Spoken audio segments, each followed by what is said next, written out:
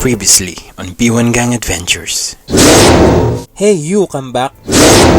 I should be the one asking you. Who are you and what are you doing here? Ma'am, susunduin ko lang po sana yung pinsan ko, si Bien Pineda. Ang mga alahas! Nawawala ang mga alahas ko! Hulihin mo ang mga magnanakaw na yan! Ikaw lang ang pwedeng kumuha ng mga alahas sa mesa ko. Kayo lang ni Bien ang naiwan sa kwarto nang ihatid ko sa labas ang bisita ko. Ma'am, nawawala po ang mga alahas na kakakuha ko lang. Kinuha ng batang yan pero ayaw niyang aminin. Pero ma'am, hindi po ako magnanakaw. Kuya Boging, walang kasalanan ng Kuya Boging ko. Hindi siya ang kumuha ng alahas niyo.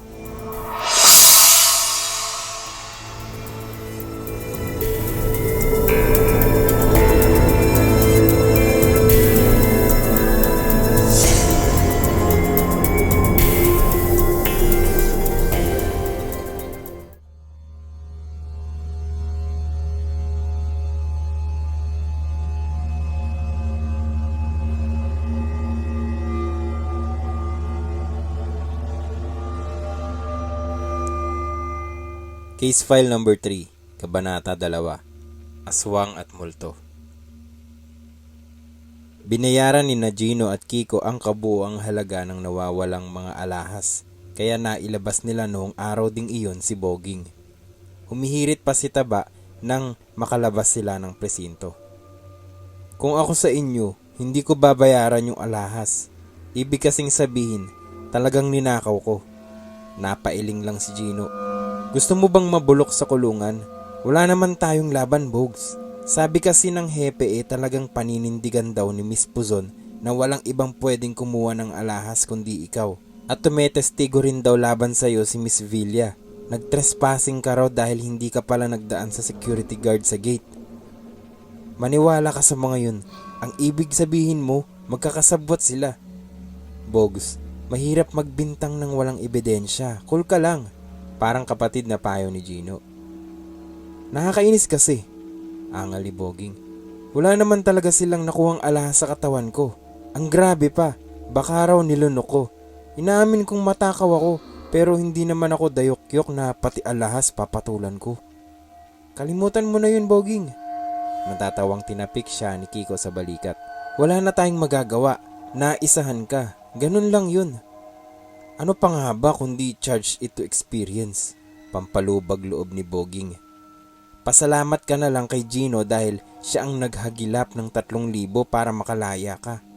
Wala kasi akong pera kaya 300 lang ang naiambag ko. Pagkarinig noon ay sakalang medyo kumalmante si Boging. Hindi naman kumibo si Gino. Malumanay na muling nagsalita si Boging. Salamat sa inyo. Alam ko namang hindi nyo ako pababayaan eh. Hoy, babayaran mo rin yun dahil inutang ko lang yung pera. Mula ngayon, hindi ka kakain hanggang sa mabayaran mo yung utang.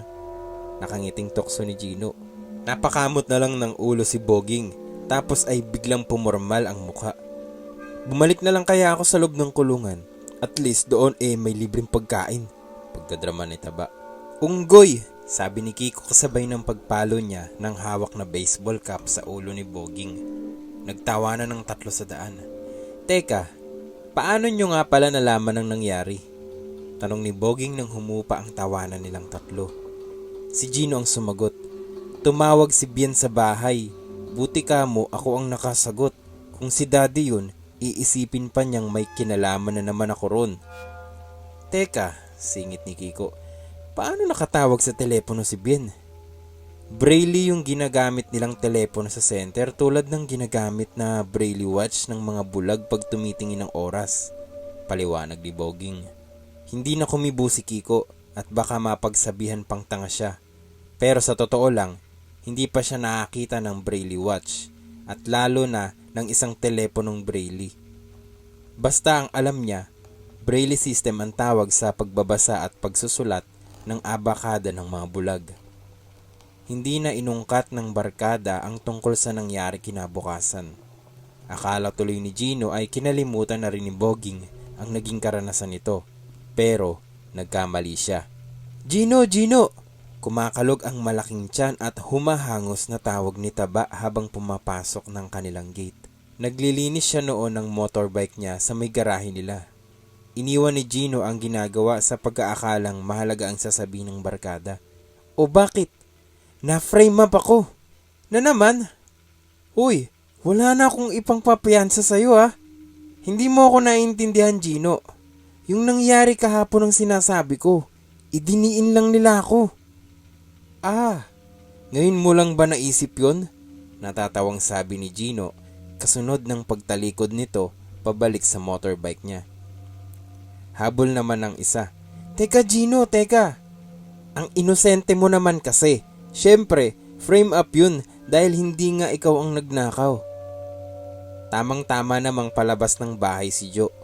Nang marinig niya ang salitang nagnakaw, bigla itong nagtago sa isang haligi at palihim na nakinig sa usapan ng dalawa. Hindi ganun ang ibig kong sabihin. Galing kasi ako kina Bien at napag-usapan namin ang nangyari. May sinabi sa akin si Bien tungkol sa narinig niyang mga kwento. Anong mga kwento? Tumigil sa pagpupunas ng gulong si Gino. Medyo interesado na siya ngayon. Na may aswang at multo raw sa center. Kaya raw maraming nawawalang mga gamit doon. Dahil nga may mga multo. Aswang? Multo?